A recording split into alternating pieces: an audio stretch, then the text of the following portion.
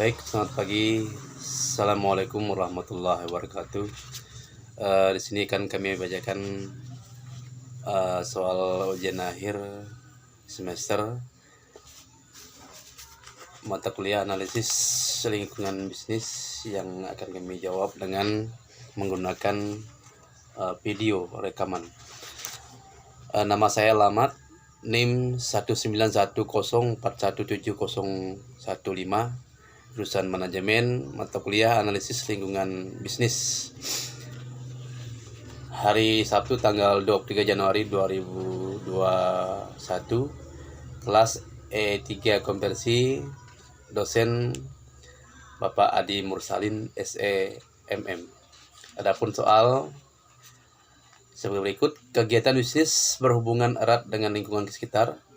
Sebutkan dan jelaskan pengaruh lingkungan tersebut atau lingkungan terhadap kegiatan bisnis.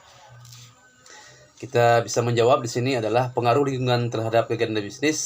Yang pertama, lingkungan ekonomi.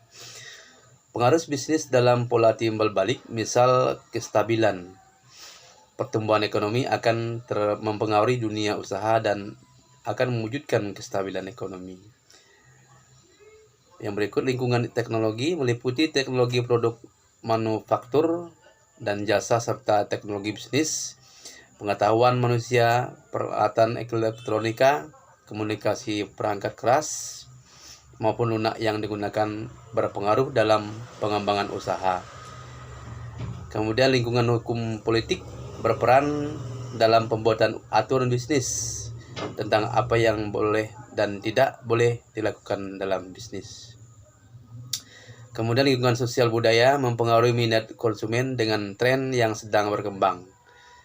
Selanjutnya, investasi, penggunaan sumber-sumber untuk menciptakan modal baru. Kemudian tabungan, jumlah yang diputuskan oleh para pekerja untuk ditabung dalam menentukan kuat lemahnya. Yang terakhir, pemerintah berperan sebagai sistem bisnis. Kita lihat nomor 2, yaitu soalnya sebagai berikut. Jelaskan istilah-istilah berikut: inflasi, deflasi, pengangguran, investasi, produktivitas, corporate social responsibility. Jawabannya adalah sebagai berikut. Pengertian istilah inflasi, deflasi, pengangguran, investasi, produktivitas, corporate social responsibility sebagai berikut.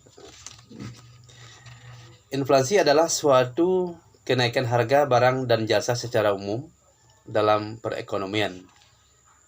Sedangkan deflasi adalah suatu penurunan harga barang dan jasa secara umum dalam perekonomian.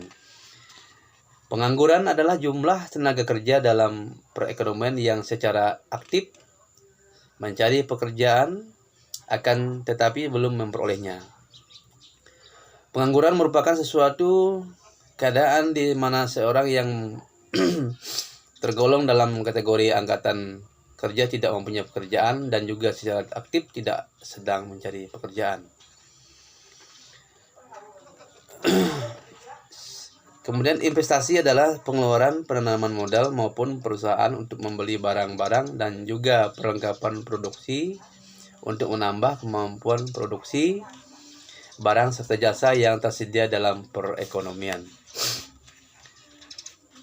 Produktivitas yaitu keluaran barang dan jasa per unit kerja. Sedangkan corporate social responsibility suatu konsep atau tindakan yang dilakukan oleh perusahaan sebagai rasa tanggung jawab perusahaan terhadap sosial maupun lingkungan terhadap kegiatan bisnis. Kemudian kita lihat nomor 3 soalnya. Jelasan istilah-istilah pemilik, pekerja, pengelola, kreditur, pelanggan, pemasok, pemerintah, dan pesaing. Kita jawab sebagai berikut. Pengertian istilah pemilik, pekerja, pengelola, kreditur, pelanggan, pemasok, pemerintah, dan pesaing. Yang A, pemilik atau owner adalah mereka yang secara historis maupun hukum dinyatakan sebagai pemilik. Adanya penyertaan modal berdasarkan ketentuan dinyatakan sebagai pemilik organisasi. Yang B, pekerjaan atau employer adalah Sumber daya manusia yang bergelut dalam aktivitas operasional perusahaan dan menjalankan tugas yang ditetapkan manajemen. C. Pengelola atau manajemen, yaitu orang-orang yang menurut pemilik organisasi. D. Kreditur, yaitu pihak ketiga yang mempunyai dana lebih mereka mau meminjamkan dana milik mereka. E. Pelanggan atau customer adalah masyarakat yang menggunakan, memanfaatkan, mengajukan permintaan barang atau jasa. F. Pemasok atau suppliers, yaitu di pihak yang terkait langsung dalam kegiatan bisnis organisasi. G. Pemerintah atau government, yaitu pihak yang atas legitimasi politik tertentu di suatu negara diangkat dan diberi tugas untuk mewujudkan masyarakat yang lebih baik dengan melaksanakan bangunan di segala bidang. H. Pesaing atau kompetitor adalah organisasi lain yang menjalankan bisnis yang sama dengan organisasi. Kita beranjak ke nomor 4. Silakan buka link http://klc.kemenq.go.id/pastel analisis. Jelaskan apa isi dari link ini, siapa yang menjadi pembicara, dan apa yang dibicarakan oleh pembicara tersebut. Manfaat apa yang saudara dapatkan dari menonton video tersebut? Jelaskan jawaban Anda dengan rinci. Jawabannya adalah sebagai berikut. Link ini berisi penjelasan tentang alat analisis eksternal environment dengan menggunakan pastel analisis. Pembicara dalam link tersebut adalah Bapak Robi Saiful Ubed, salah satu dosen jurusan manajemen keuangan PKN STAN. Pembicara dalam link video tersebut menjelaskan bagaimana menganalisa eksternal environment dengan menggunakan metode pastel analisis dengan uraian sebagai berikut.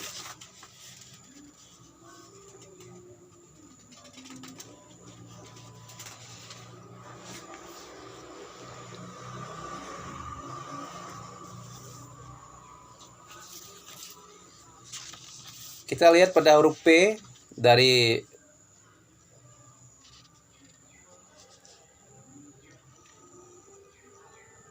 hal ini adalah politik. Untuk menganalisis politik, kita harus tahu bagaimana government support atau dukungan pemerintah terhadap bisnis atau organisasi kita untuk masa yang akan datang. Contoh, pemerintah kita sangat mendukung bisnis infrastruktur internet di Indonesia yang memiliki peluang besar karena jumlah penduduk yang mencapai 250 juta jiwa. E. Economic atau ekonomi. Kondisi makroekonomi di suatu negara seperti suku bunga atau tingkat inflasi. Jika sebuah negara memiliki tingkat inflasi yang tinggi, maka produk atau jasa yang dihasilkan sebuah organisasi atau perusahaan tidak kompetitif karena harganya mahal. S. Sosial. Faktor kondisi sosial di suatu masyarakat, banyak variabel yang membentuk kondisi sosial di masyarakat.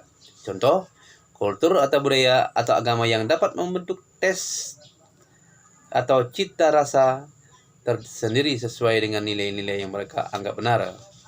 Penyesuaian terhadap kondisi sosial sangat penting bagi organisasi atau perusahaan untuk terus di masa yang akan datang. T. Teknologi atau teknologi. Teknologi sangat penting terutama untuk mendirikan perusahaan yang bergerak di bidang IT atau e-commerce. Maka perlu memperhatikan kondisi dan kualitas jaringan internet di suatu negara dan teknologi apa yang tersedia untuk bisa menjadi key resource bagi berlangsungan perusahaan di masa yang akan datang. L. Legal atau hukum. Aspek hukum sangat erat dengan keputusan suatu organisasi mengembangkan usahanya di suatu tempat. Kecepatan perizinan dan kepastian hukum terhadap organisasi membuat investor merasa nyaman untuk berinvestasi di suatu tempat atau negara. Environment, lingkungan. Seberapa jauh kondisi lingkungan yang nantinya akan mendukung atau mempengaruhi bisnis kita ke depan. Contohnya, cuaca, udara, kestabilan tanah, bencana alam, kondisi lingkungan tersebut menjadi pertimbangan bagi organisasi untuk membuat keputusan. Kita lihat nomor 5, soalnya adalah silakan buka link berikut http://jurnal.secpap.com/doi/pdf/10.1172177/001156156172417. Jelaskan apa isi link ini dan apa yang Anda peroleh dari membuka dan membaca link tersebut. Setelah membuka link tersebut, bersihkan sebuah jurnal ilmiah yang berjudul sebuah tinjauan kembali atau review strategi non-pasar menuju integrasi multi teoritis, di mana jurnal ilmiah tersebut disusun oleh 4 orang peneliti, yaitu Kamel Melahi, Jedrzej Ros, Prenas, Pesun, dan Donald Siegel. Dalam jurnal ilmiah tersebut terdapat 2 rangkaian penelitian strategi non-pasar, 1 rangkaian pemeriksa strategis corporate social responsibility atau CSR atau tanggung jawab sosial perusahaan, dan yang lainnya memeriksa corporate political activity atau CPA atau aktivitas politik perusahaan. Meskipun ada tumpang tindih antara aspek sosial dan politik dari strategi perusahaan, dalam artikel tersebut peneliti meninjau dan mensintesis CSR, strategi, dan penelitian CPA. Secara khusus, peneliti A meninjau literatur tentang hubungan antara strategi non-pasar dan kinerja organisasi. Peneliti B mengidentifikasi mekanisme di mana strategi non-pasar mempengaruhi kinerja organisasi. Peneliti C mengintegrasikan dan mensintesis 2 untai CSR dan CPA strategis dari literatur. Peneliti D mengembangkan kerangka kerja multi teoritis untuk meningkatkan pemahaman kita tentang efek strategi non-pasar pada kinerja organisasi. Peneliti menyimpulkan dengan menguraikan agenda penelitian untuk studi teoritis dan empiris masa depan tentang dampak strategi non-pasar pada hasil atau tujuan yang diinginkan organisasi. Kata kuncinya, tanggung jawab sosial perusahaan CSR, aktivitas politik perusahaan CPE, strategi non-market, penampilan organisasi, integrasi teoritis. Strategi non-pasar mengacu pada pola tindakan bersama perusahaan untuk meningkatkan kinerja dengan mengelola konteks kelembagaan atau masyarakat dari persaingan ekonomi 2 untai. Paralel dari penelitian strategi non-pasar telah muncul sebagian besar dalam isolasi. Untai pertama membahas tanggung jawab sosial perusahaan yang strategis CSR, sementara yang lain berfokus pada aktivitas politik perusahaan CPA. Dari jurnal tersebut, saya mengetahui terdapat 2 strategi non-pasar, yaitu yang bisa diterapkan oleh perusahaan untuk meningkatkan kinerja perusahaan atau organisasi.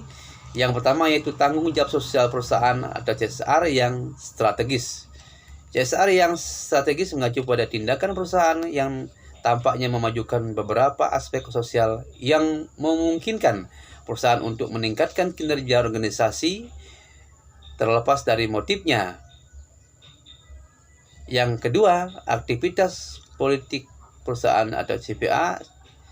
CPA menyangkut upaya perusahaan untuk mengelola institusi politik dan atau mempengaruhi aktor politik, dalam hal ini politikus, dengan cara yang menguntungkan. Menurut saya, kita lihat nomor 6, bagaimana dampak positif dan dampak negatif dari pandemi COVID-19 terhadap dunia bisnis di tahun 2021 mendatang. Bagaimana Anda sebagai pengusaha menghadapi pandemi COVID-19? Menurut saya, dampak pandemi COVID-19 terhadap dunia bisnis di tahun 2021 mendatang adalah sebagai berikut. Yang pertama, dampak positif. Dampak positif yang pertama, produsen dapat menekan biaya promosi dengan lebih mengandalkan jaringan internet dan media elektronik dalam mempromosikan produk atau jasanya.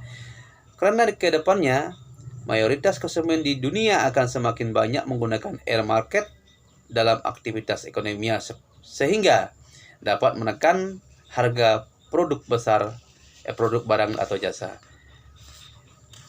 Yang kedua dari positif itu, semakin sederhananya alur distribusi barang karena konsumen dapat langsung bertransaksi dengan distributor pertama sehingga dapat menekan harga produk barang atau jasa.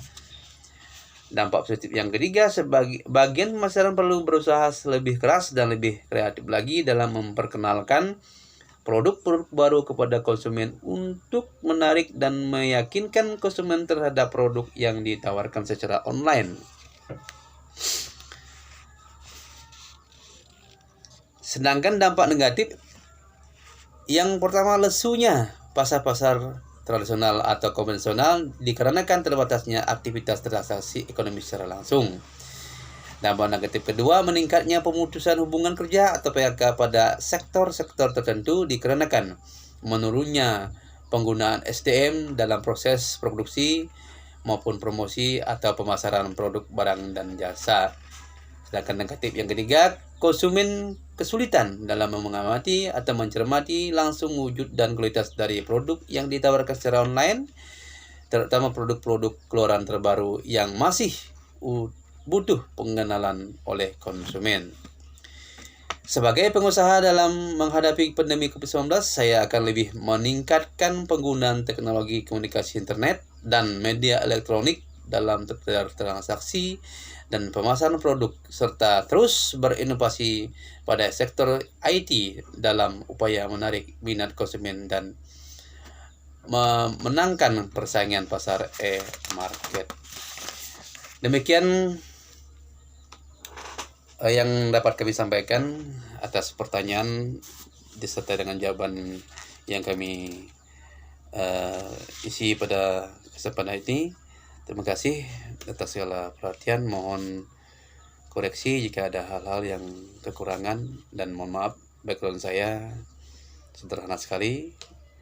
Demikian, terima kasih. Assalamualaikum warahmatullahi wabarakatuh. Selamat siang.